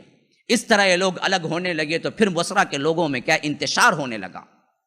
اب یہ انتشار اس وقت جا کے پھر کیا ہے ایک اور سنگین طور پر معاملے میں تبدیل ہو گیا, جب معلوم ہوا کہ ادھر شام کے اندر حضرت معاویہ بھی جنگ کے لیے تیاری کر رہے ہیں, اور ادھر حضرت علی بھی حکم دے دیا کہ ہمیں حضرت معاویہ کے پاس جانا چاہیے, یا تو ہم پہلے سمجھائیں گے یا نہیں تو پھر اس کے بعد جنگ ہوگی. تو یہاں سے یہ روانہ ہوئے. اس وقت مسلمانوں کا سب سے بڑا لشکر شاید جمع ہوا تھا. تاریخ میں کفر کے خلاف اتنا بڑا لشکر جمع نہیں ہوا. مسلمانوں کے اندر یہ اختلافات رونما ہوئے. افسوس کے ساتھ کہنا پڑتا ہے کہ واقعہ اس وقت ہو رہا تھا جبکہ اصحاب رسول اللہ صلی اللہ علیہ وسلم تھے, لیکن ان باغیوں کو, چاپلوسیوں کو, جاسوسیوں کو, ان لوگوں کے کرتوتوں کو انہوں نے صحیح نہیں جانچا. یہاں چلتے چلتے چلتے جب یہ پہنچے شام کے قریب, صفین ایک جگہ ہے, اسے بولتے ہیں جنگ صفین. پہلے کی جو جنگ تھی حضرت عائشہ اور حضرت علی کے درمیان, اس کا نام ہے جنگ جمل, جو اونٹ پر لڑی گئی. جمل اونٹ کو کہتے ہیں. یہاں جگہ کے ساتھ موسوم ہے, جگہ کا نام ہے صفین. یہ صفین میں جب جمع ہوئے یہاں پر, تو ایک طرف ان کے لیے کیا ہے حضرت علی کے فیور میں 90,000 لوگ جمع ہو چکے تھے, اور ادھر حضرت معاویہ کے پاس 80,000 لوگ جمع ہو چکے تھے. ادھر 80,000 کا لشکر, ادھر دراصل 90,000 کا لشکر. دونوں آپس میں آئے. ربیع الاول کا مہینہ چل رہا تھا, یہاں تک کہ یہ آ گئے اور آپس میں بات چیت شروع ہوئی. حضرت معاویہ کے پاس حضرت علی نے اپنے اپنے سفیر بھیجے, کہا کہ جاؤ کہو میری بیعت کر لو, آپس میں اختلاف نہ کرو, بات سمجھ جاؤ, اور کیا ہے پھر اس کے بعد ہم دوسری باتوں کے لیے مل بیٹھیں گے. اس وقت حضرت معاویہ کو بھڑکانے والے لوگ بھی تھے. وہاں جب پہنچتے تو وہ کہتے کہ میں بات اس کے علاوہ کچھ کرنا ہی نہیں چاہتا, کہ پہلے قاتلان عثمان کے سلسلے میں تم کیا رائے رکھتے ہو یہ بتاؤ. اب جو سفیر گئے ہوئے تھے انہوں نے کہا کہ واقعتاً وہ مظلوم قتل ہوئے. تو کہا کہ جب مظلوم قتل ہوئے تو ان کی مدد کرنی ہے یا نہیں کرنی ہے؟ کہا کہ کرنی ہے. تو کرو, پہلے طور پر جو کچھ بھی قصاص میں لینا ہے وہ لو, کیونکہ وہ لوگ ہی حضرت علی کے بالکل قریب ہیں. انہوں نے کہا کہ ہم کیسے لے سکتے ہیں, ان لوگوں کا پاور ہے اور وہ لوگ کیا ہیں سب سے قریب بن گئے ہیں. جب تک آپ لوگ مل نہیں بیٹھتے تب تک ہم ان سے قصاص نہیں لے سکتے. لیکن حضرت معاویہ نے ایک ہی بات رکھی کہ جب تک قاتلان عثمان کا کوئی قصاص نہیں ہوگا میں دراصل کوئی چیز ماننے کے لیے تیار نہیں ہوں. ادھر حضرت علی کوشش کر رہے تھے کہ بات کسی نہ کسی طرح صلح ہو جائے, لیکن حضرت معاویہ کو کوئی بھڑکانے والا تھا, ادھر حضرت علی کو کوئی بھڑکانے والا تھا. دن ایسے ہی گزر رہے تھے, کوئی تصفیہ نہیں ہوا. ادھر کے صحابہ ادھر, ادھر کے صحابہ ادھر, اور ایک ایک طرف بھی کیا ہے بہت بڑے بڑے جنگجو اور بہت بڑا بڑا لشکر. ادھر 90,000 کا, ادھر 80,000 کا. اور ہر صحابی اور ہر ایک لشکر کا جو عام بندہ تھا وہ دل سے چاہتا تھا کہ لڑائی نہ ہو, کچھ نہ کچھ تصفیہ ہو جائے, بات یہیں سے ختم ہو جائے. لیکن یہاں بات کو جب بھی کوئی معاملہ سلجھنے کا آتا کوئی نہ کوئی بھڑکا کے دے دیتا. حضرت معاویہ کو کوئی بھڑکا دیتا, یا نہیں تو حضرت علی کو کوئی حکم سے روک دیتا. یہاں تک کہ انہوں نے کیا کیا کہ آج ہمیں فیصلہ کن جنگ لڑنا ہی ہے، بات بنتی نظر نہیں آتی، تو انہوں نے کیا کیا کہ جنگ کا اعلان کیا. اب جنگ کے اعلان میں بھی ایسا ہوتا کہ عام جنگ دو طرفہ نہیں ہوئی، یعنی صحابہ کے دل اور خود عام لشکر کا دل بیٹھا ہوا تھا، جنگ کا وہ جوش و خروش نظر نہیں آ رہا تھا. تو بس کیا ہوتا تھا، کوئی سوار اپنے ایک 10-15 لوگوں کو لے کے نکلتا اور یہاں سے بھی کوئی سوار نکلتا اور دونوں ٹکراتے، پھر دونوں اندر چلے جاتے. اس طرح 1 دن گزرا، 2 دن گزرا، 3 دن گزرے، 4 دن گزرے، 5 دن گزرے، 6 دن گزرے، 7 دن گزر گئے اسی معاملے میں کہ کوئی بڑی جنگی کاروائی نہیں ہوئی. بس 2-3 لوگ نکلتے، یہاں سے 2-3 لوگ نکلتے اور کچھ کیا ہے جھڑپیں ہوتی، پھر اندر چلے جاتے. یہ پھر رات بھر کیا ہے کوششیں ہوتی کہ کسی نہ کسی طرح بات سلجھ جائے، لیکن بات سلجھنے میں نہیں آتی. یہاں تک کہ حضرت علی نے کہا کہ آج صبح ہمیں فجر کے بعد پورے طور پہ حملہ کرنا ہے، اور اس حملے کے لیے پوری تیاری ہو گئی اور حملہ شروع ہوا. یہ 2 بڑے تاریخ کے منحوس ترین دن ہم کہہ سکتے ہیں، خاص کر یہ پورا ہفتہ اور اس کے بعد کے یہ 2 دن جس میں بڑی زوروں پہ جنگ ہوئی. 2 طرفہ اگر دیکھا جائے تو 70,000 کے قریب قتل ہوئے، 70,000 کے قریب قتل ہوئے مسلمان. پوری تاریخ میں اس حد تک کوئی قتل نہیں ہوئے. اگر اتنے قتل جتنا فتح ہوا تھا علاقہ ایسے ہی مسلمان کفر سے لڑتے ہوئے ہوتے تو اس وقت کیا ہے پوری دنیا پہ اسلام ہوتا. لیکن ہماری افسوس اس میں سب سے اہم بات یہ ہے کہ مسلمانوں کی خود مختاری نے یہ حالت کو پہنچایا. اس کے ساتھ ساتھ دوسری سب سے اہم پوائنٹ کی بات، بلوائیوں کو، فسادیوں کو مسلمانوں نے نہیں پہچانا. تیسری سب سے اہم بات، جو امیر کے تحت تھے اس امیر کی صحیح طور پر اطاعت قبول نہیں کی، جس کی وجہ سے یہ سب ہو رہا تھا. حضرت علی کو بدبختوں نے مانا، بنایا، لیکن حضرت علی کے کسی بات پہ متفق نہیں ہوتے تھے. رہا یہ کہ پہلا روز تو پورا مسلسل جنگ میں گزرا، یہاں تک کہ رات ہو گئی، رات میں بھی جنگ ہوتی رہی، حتیٰ کہ دوسرے دن صبح میں بھی جنگ ہوتی رہی، اور یہ پھر دوپہر تک بھی جنگ ہوتی ہی رہی. یہاں تک کہ حضرت معاویہ کے لشکر کے اندر تھوڑی سی کیا ہے آثار کمزوری کے شروع ہو گئے اور حضرت علی کا لشکر ایک حد تک فتح کے قریب ہونے لگا. اب اس میں حضرت علی کے قریب تر جو رہا تھا باغیوں کے اندر کا ایک فرد، جسے مالک بن اشتر کہتے ہیں، اس کا بڑا رول ہے. بڑے بہادری کے جوہر دکھائے، بہت قتل کیے، آگے بڑھتا رہا، یہاں تک کہ حضرت معاویہ کے خیمے تک پہنچ گئے.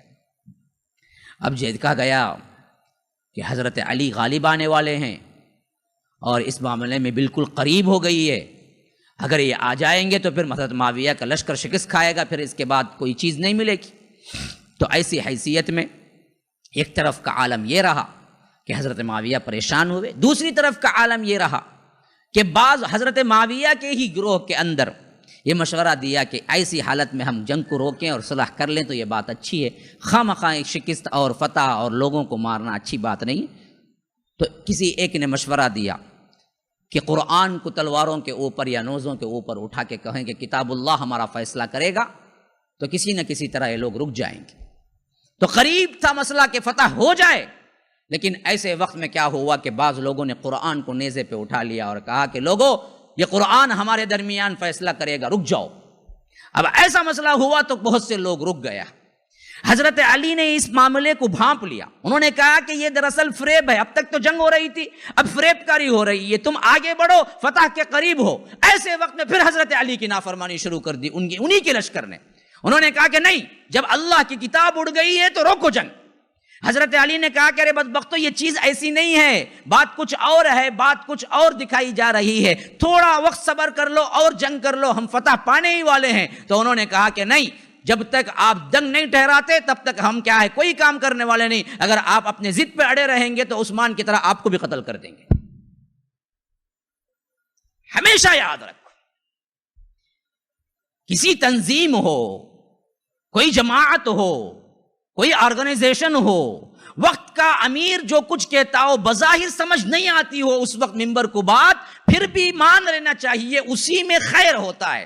حضرت علی کا سب سے بڑا مسئلہ یہی تھا کہ یہ بدبخت لوگ حضرت علی کو بنائے تھے لیکن دل سے حضرت علی کی اطاعت نہیں کرتے تھے، ہمیشہ مخالفت کرتے تھے، ہمیشہ ان پہ آوازیں کستے تھے، ہمیشہ ان کو اذیت دیتے تھے.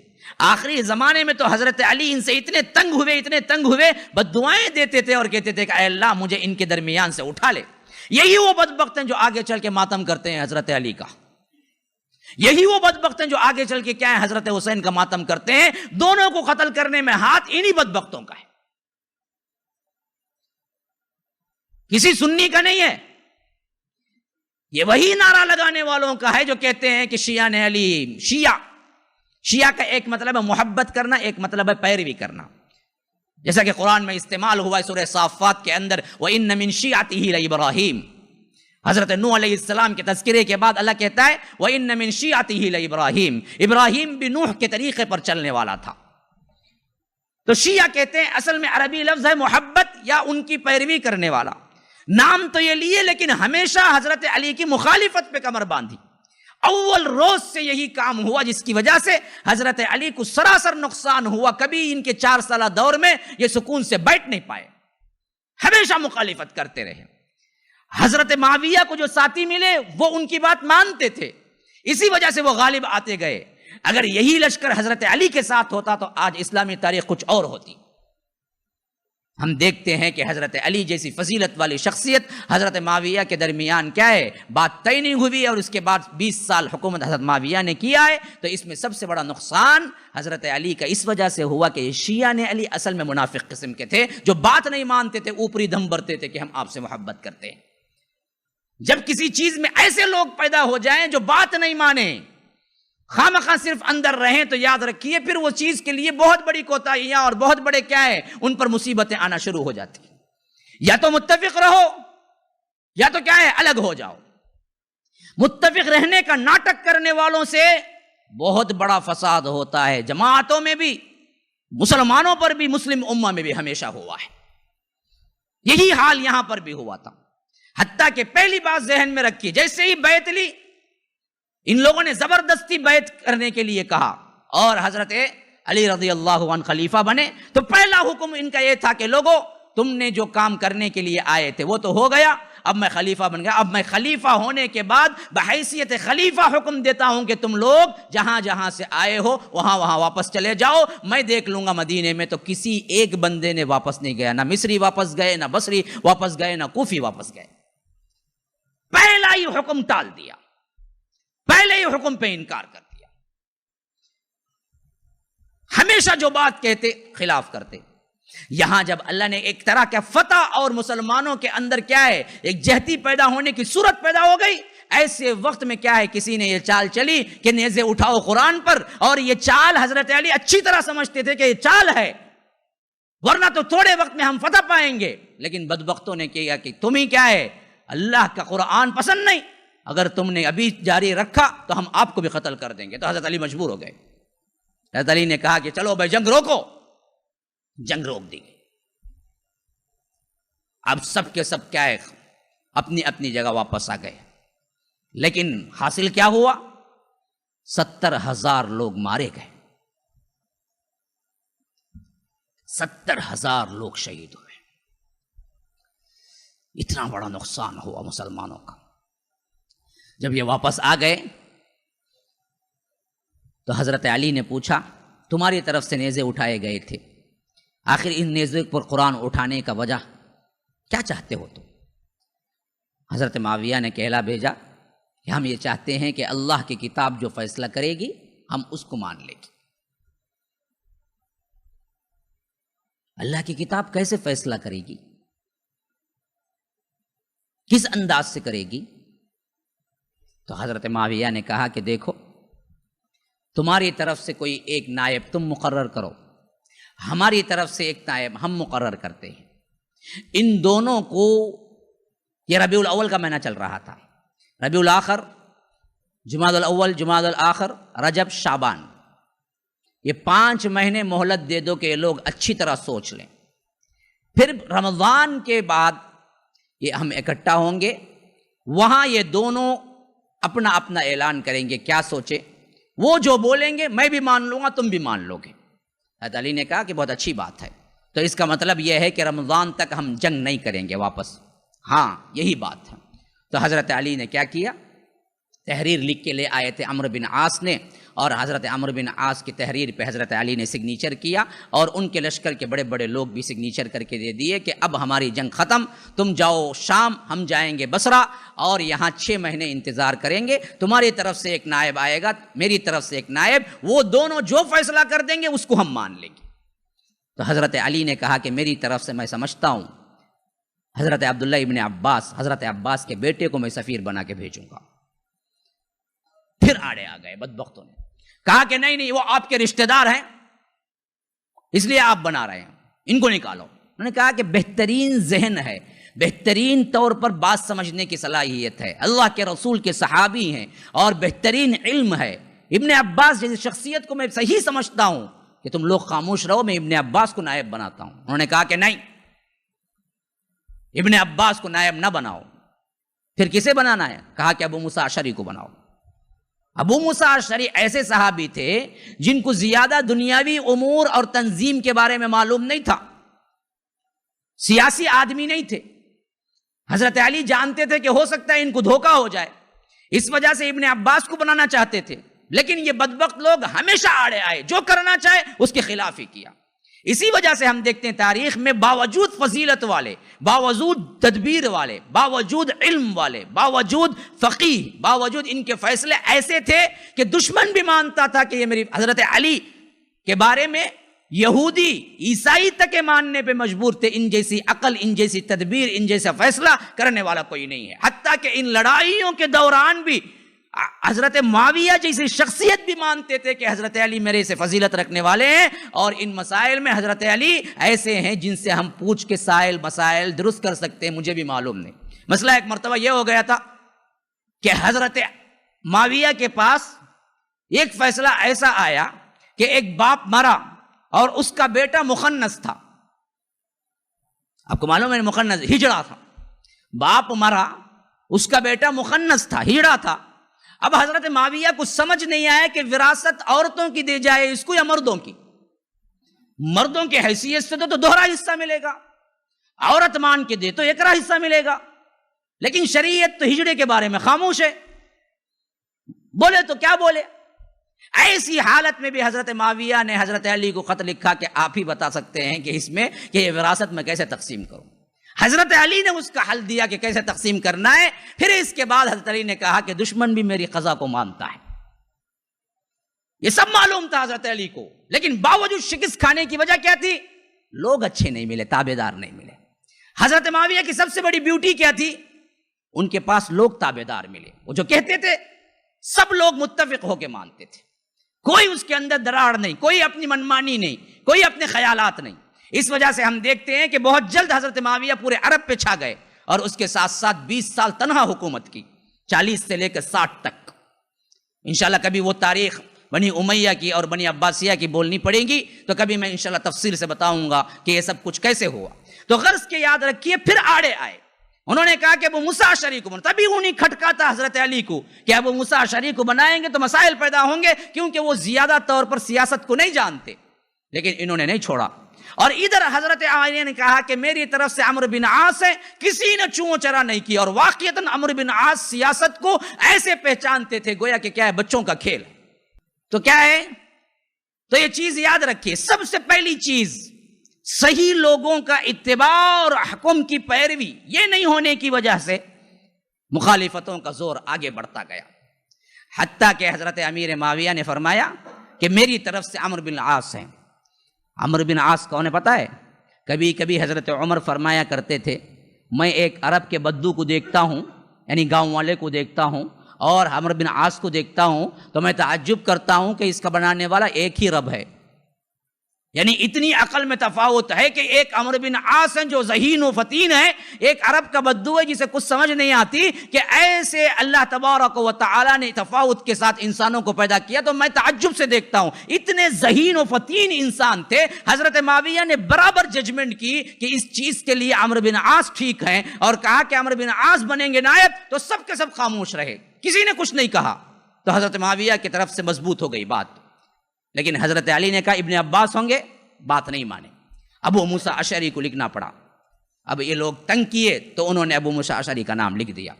اب اس کے بعد پھر کیا ہوا اب دیکھو، اور دیکھو کس طرح کیا ہے حضرت علی کو زج کر رہے ہیں. کون؟ وہی شیعہ نے علی جو کہتے تھے کہ حضرت علی ہی کیا ہیں برحق ہیں. اسی وجہ سے حضرت عثمان قتل کیا. سمجھو فتنے کو سمجھو. اب کیا ہوا؟ حضرت معاویہ اپنے اپنے لوگوں کو لیے شام واپس پلٹ کے چلے گئے. خیر و عافیت شام کو پہنچ گئے. لیکن حضرت علی یہاں سے نکلے صفین سے واپس بصرہ کے لیے تو راستے میں پہلا خارجی آیا. یہ پہلا بندہ ہے جو گروہ لے کے نکلا بعد میں بدبخت. آ کے بولا حضرت علی سے آپ نے بہت بڑا غلط کام کیا. نے کہا کہ کیا غلط کام کیا؟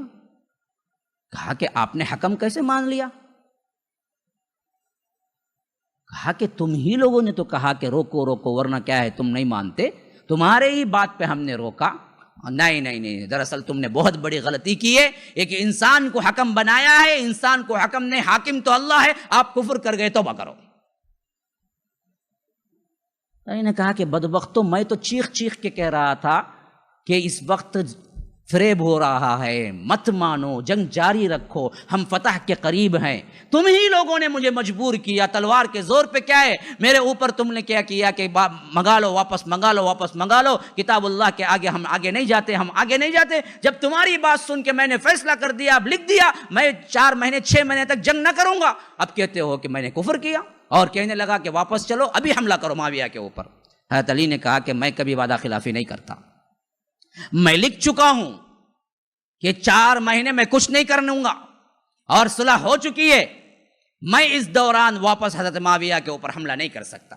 اس نے کہا کہ پھر تو آپ نے کیا کہ کسی انسان کو حاکم بنا کے کیا کیا؟ آپ نے بہت بڑا شرک کیا. انہوں نے کہا کہ تم جو چاہے کہہ لو، میں وعدہ خلافی نہیں کر سکتا. تو اس نے آواز لگائی لشکر میں، لوگو حضرت علی ایمان سے خارج ہو چکے ہیں. یہ پہلا گروہ ہے جو کیا ہے ایک مسلمان کو اور ایک صحابیت کے درجے کو پہنچنے والے کو، اور وہ صحابی بھی جس کو اللہ کے رسول نے اپنے ہاتھوں سے پالا ہے، کفر کا فتویٰ لگایا. تو یاد رکھ لو مسلمانوں اچھی طرح، یہ بات ذہن میں بٹھا لو.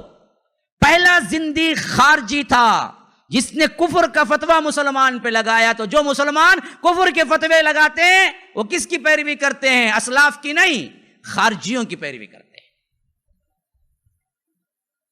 پہلی جرات کرنے والا بدبخت جس نے ایک مسلمان کو، وہ بھی وہ مسلمان جس کے فضائل کے انبار لگا سکتے ہیں، 2 بدو آنکھوں میں آنکھیں ڈال کے کہا کہ کافر. وہ کون تھا؟ یہودی تھا، سبائی تھا، عبداللہ ابن سبا کے گروہ کا تھا، منافق تھا، خارجی تھا. میں نے ہمیشہ کہا نا، خارجیوں اور شیعوں نے جتنا نقصان اس اسلام کو پہنچایا، دشمنوں نے اتنا نہیں پہنچایا. دشمنوں نے نہیں پہنچایا. ان کو پہچان لو اچھی طرح. کوئی ہے مسلمان گروہ کے اندر فرقواریت اور کافریت کا نعرہ بلند کر کے لوگوں کو بدتر کر رہا ہے، لوگوں کے اندر تفریق کر رہا ہے، سمجھ دو یہ سبائی، یہ زندیق ہے، یہ اصل میں کافر ہے. کفر کا فتویٰ ہم کسی کو نہیں لگاتے. ہم یہ کہہ سکتے ہیں کہ یہ فلاں کرنے والا کافر ہو سکتا ہے، یہ انجام دینے والا یہ کام کفر ہے، یہ کرنے والا شرک کر رہا ہے. ہم کسی کو پرٹیکولر منہ نام لے کے نہیں کہتے کہ مشرک ہے یا کافر ہے. یہ کسی کا اختیار نہیں ہے کہ وہ کسی کو پرٹیکولر نام لے کے کہے کہ یہ کافر ہے.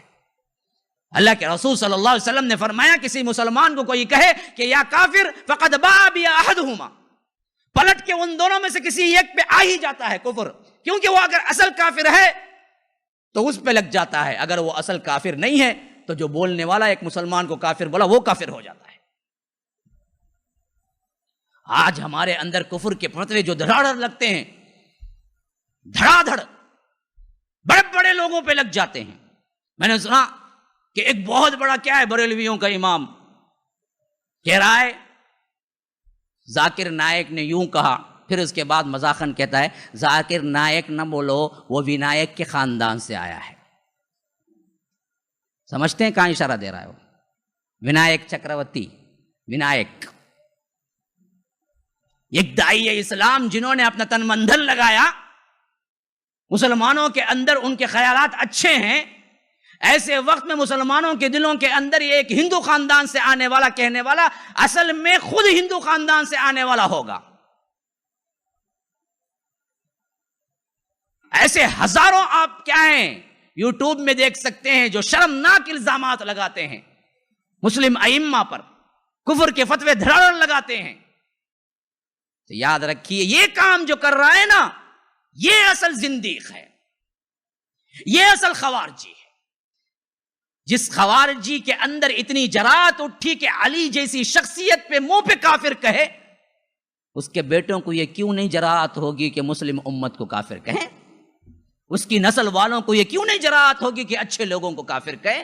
ارے تیری نسل کا بڑا تو حضرت علی کو کافر کہا تھا نا جی. یاد رکھو مسلمانوں، یہ ہمارا اختیار ہے ہی نہیں، نہ ہم کبھی کبھی کسی کو کہتے ہیں نام لے کے. کتاب و سنت کو پیش کرنا صحیح طریقے پہ، بس اتنا کام ہے. جو شرک ہے وہ شرک بتلاتے ہیں، جو کفر ہے وہ کفر بتلاتے ہیں. کسی کا نام لے کے تکفیر کرنا ہمارے بس کی بات نہیں ہے، نہ ہمارا اختیار ہے. حضرت علی کو جب اس نے کہا ہوگا تو دل پہ کیا گزری ہوگی. حضرت علی نے اس پر بھی صبر کیا، کہا کہ جو چاہے کہہ لے، میں تو کیا ہے بات تبدیل نہیں کر سکتا. اس نے علل اعلان کہا کہ میرے جھٹے پہ کون آنا چاہے آ جاؤ. اب اس کے تھے بہت سے چیلے، ہر اندھے اور دیوانے کے پیچھے 4 لوگ، تو ایسے ہی اس کے ساتھ بھی نکل پڑے. صرف صفین سے لے کے بصرہ پہنچتے مسلمانوں یاد ہے آپ کو 12,000 لوگ لشکر سے نکل کے الگ چلے گئے. ہم نہیں آتے آپ کے ساتھ، ہم آپ کو صحیح نہیں سمجھتے، مسلمان نہیں سمجھتے، توبہ کرو پہلے. کون کس کو کہہ رہا ہے توبہ کرو؟ تو حضرت علی گئے. اس وقت بھی انہوں نے سخت کارروائی نہیں کی.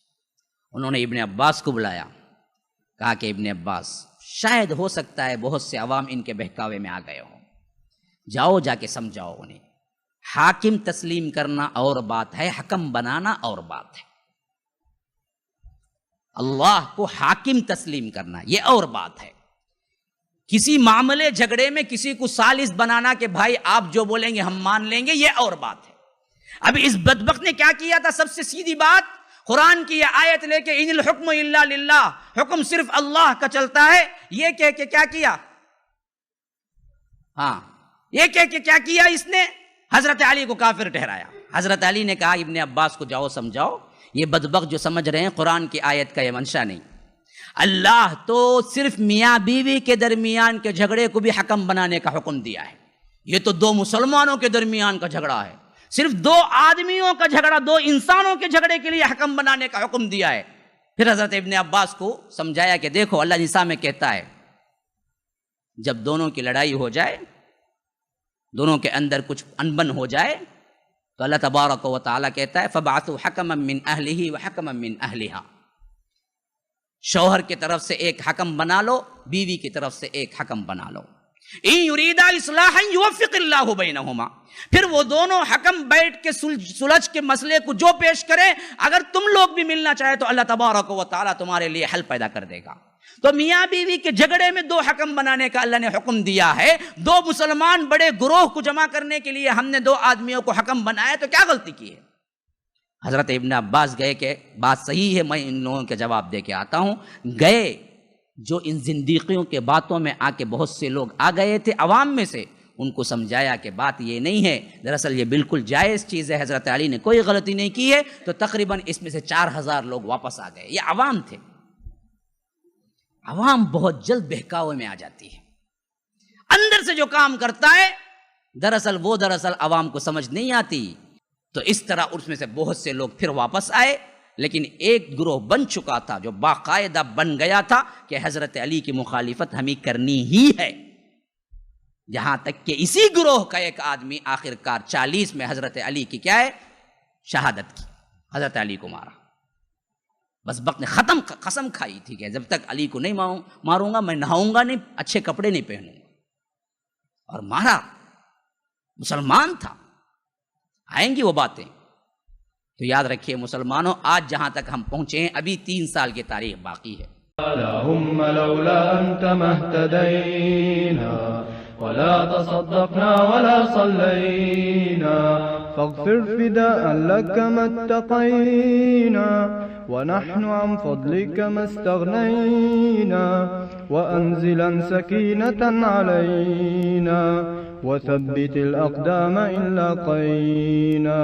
إنا إذا صحابنا أتينا وبالصياح عولوا علينا.